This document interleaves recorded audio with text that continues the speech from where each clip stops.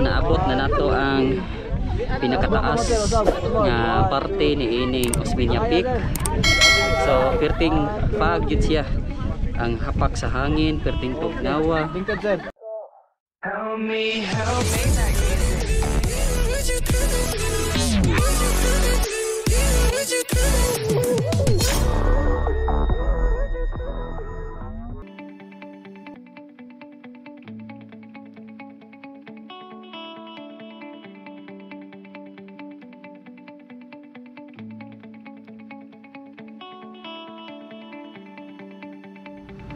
Ang among vlog karon kay mahitungod ni sa among pagsuroy adto sa Dalagit sa Osmeña Peak.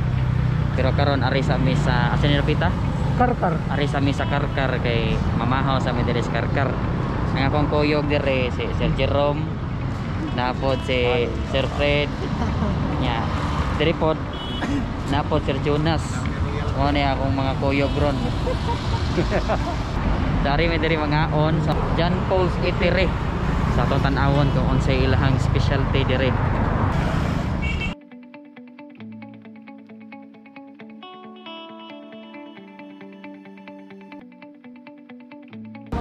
Among tuyok to mong dire. Mga awan ba jud? Sayuwag kan na lugar. Nireklamo naman Sir Jerome, sakit na daw yung lubot. Siksi na case motor.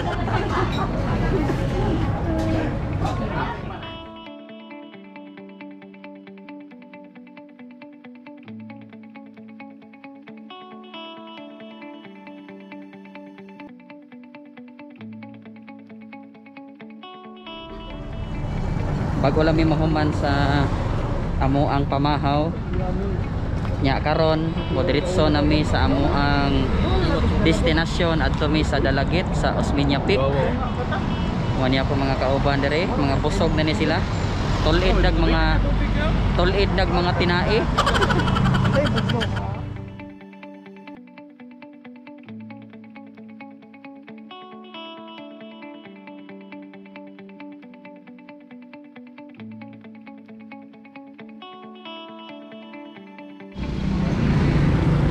Karon na namin diri sa Dalagit.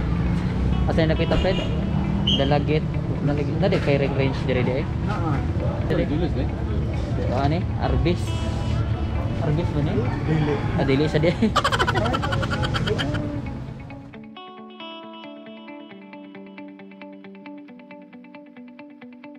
Papawget.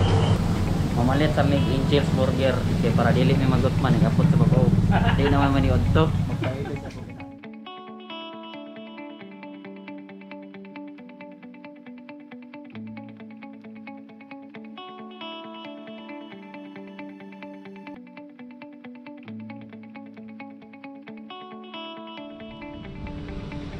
Mao ni ang amuang first stopover diri going to Osmeña Peak. So kung inyong makita diri sa akong background, makita ninyo ang bukid na gyud, gray na kaayo. Pero dili pa gid ni mao. Dili pa ni mao ang pinakataas na pagi, mas taas pa gid ani niya. Kay kaning Osmeña Peak mao ni siya pinakataas nga bukid diri sa Cebu. Ug karon naabot nami diri sa tiilan sa Osmeña Peak. Gikan dito sa Obo sa Mantalongon mo saka nami dito sa pinakataas nga bukid dire sa Cebu. Sa una, libro ra ko kutob ani si ingos ako mga estudyante. Class, ang pinakamataas na bundok sa Cebu ay ang Osmeña Peak. So diha ko kutob, pero karon ako na gyung maadto, ma-experience agad kung unsay naa dito. Okay, sa picture nindot kita naon hanggang mapa-picture dito. Karon perting bugnawa diri sa hangin. And hopefully di lang gid taon ning muuwan. Kay og muuwan gani amay giingon tabla gid. Mga basa gid ni ani ron og mag-uwan magali ni. Kung mosaka ka diri, makita nimo ang mga daghan kaayong mga vegetables ni mga pichay, mga repolyo. Ya, kanya makita diri kanang nasa kong loyo mo nay among suwayan sa pag adto. Among suwayan sa pagtungas. Ang among baon karon is only kanang buy one take one nga burger. Atong tan-aw kung unsay energy nga mahatag ani. Okay, kana biya ko nga kuan sa ni Angels Burger. Unang kagat, tinapay lahat. Sa atong tan-awon kung tinuo ng tinapay lahat. Og niya na nagsugod na mi og lakaw niining tungason nila nga agianan. Paingon mi sa ilahang tourism Information Center.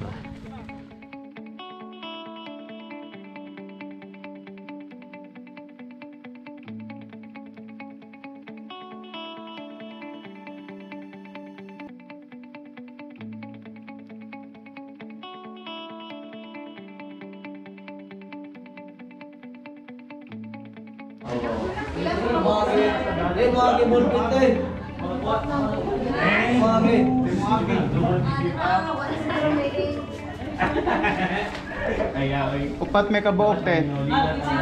Pila entrance? Squinta. Yeah, 100 ang guide. Kinahanglan ko gay. Mandatory na. So maon ni ang tiilan dire sa Osmeña Peak. Napadire si Jerome nagpa-picture. Nya ang iyang maniniyot kay si Fred yang maniniyot. Maliniyot yun. Kaya napadire si Jonas sa loyo. Nanguha po mga picture. Okay, so kami sa upat magpa-picture mi. Magpa-picture mi sa ang tour guide. Okay. Dadapo Okay. ka diri. Balod. Yeah, ready. 1 2 3. Picture. Ganun. 1 2. Dadal post mo sir, sama. Kana di ikaw lang ana di. 1 2. As mo tanan more. Lang. 1 2 3. Okay. So musaka na mi. Saka na kami. Mura kag si Kuan John Ray na dila. Okay.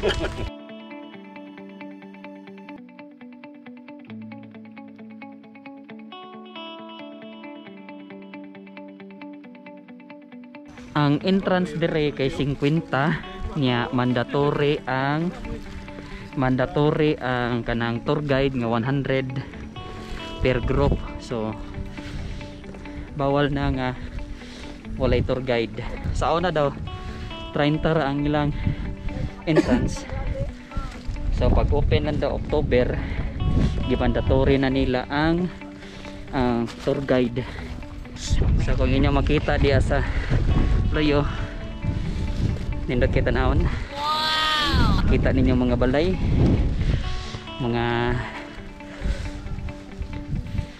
nagkalain-laing mga kahoy o gang mga tagas nga mga bukid. Ya, dari daghang kay mga sama ni repolyo. Wow! Daghang mga repolyo lang tanom. Medyo dagom.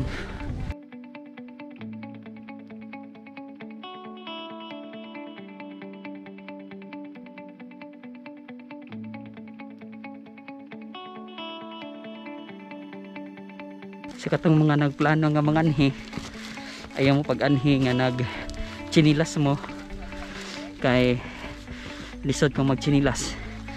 Dapat naka rubber shoes ka, tour guide dapat mag chinilas.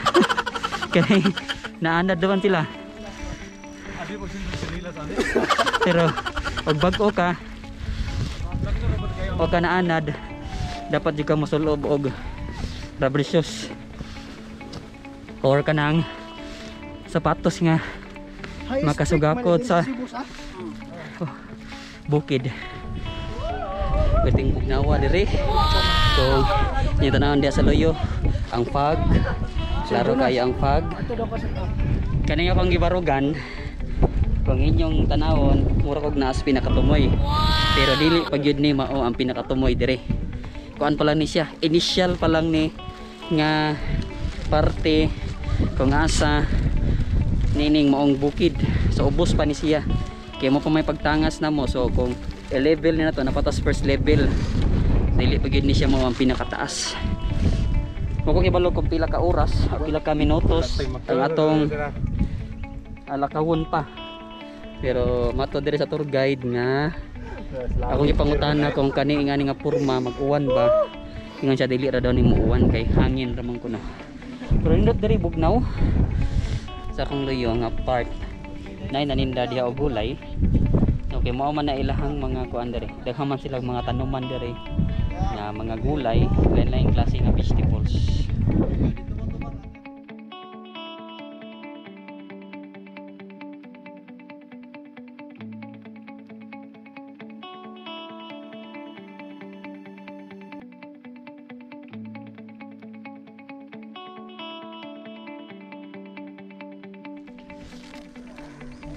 Kanang mga nakita puro na mga repolyo, bisag bugnaw pero panington kag tinungas.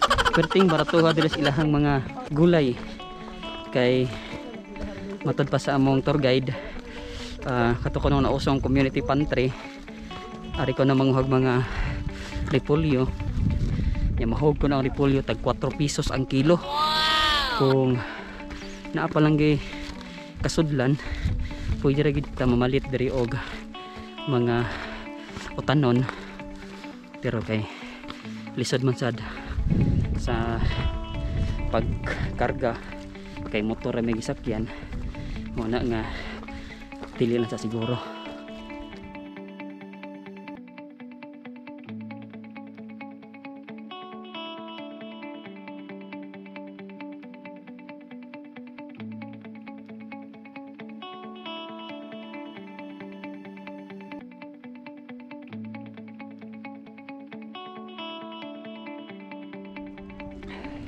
Inyo makita dire karon sa ako ang background sa akong luyo ang gabon. Nagipalit sa hangin, perting irog paingon dito, so perting bugnawa ya, murag na gyud kawanon. Nindot siya nga experience nga ang dire nga side sa akong luyo makita ninyo ang kanang ang dagat nya na ay isla. Wow!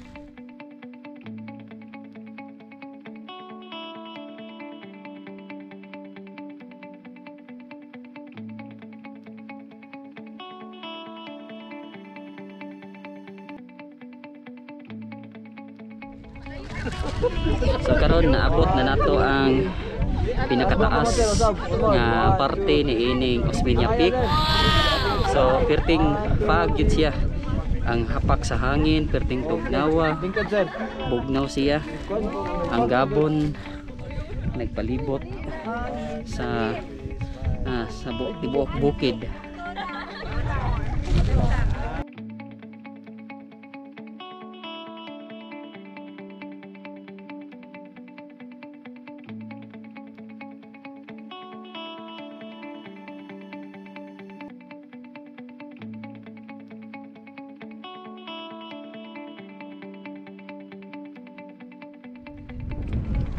So anam-anam nga nawagtang ang mga fog diring napita.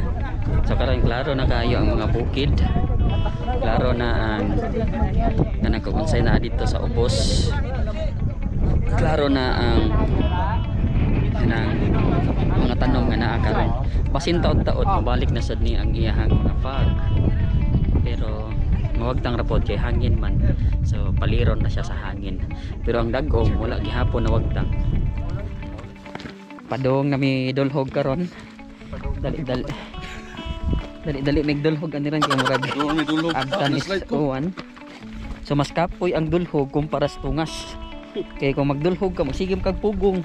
So mao to siya ang dito sa ibabaw sa Osmeña Peak, ang pinakataas nga bukid diri sa Cebu. So sa imong pagdulhog dire kinahanglan yung mag-amping para dili ma-disgrasya kay kuan kabatuan gyud siya. Hinay lang gyud, dapat magdali-dali. Oh, katong gasunggot ba nga tiguang?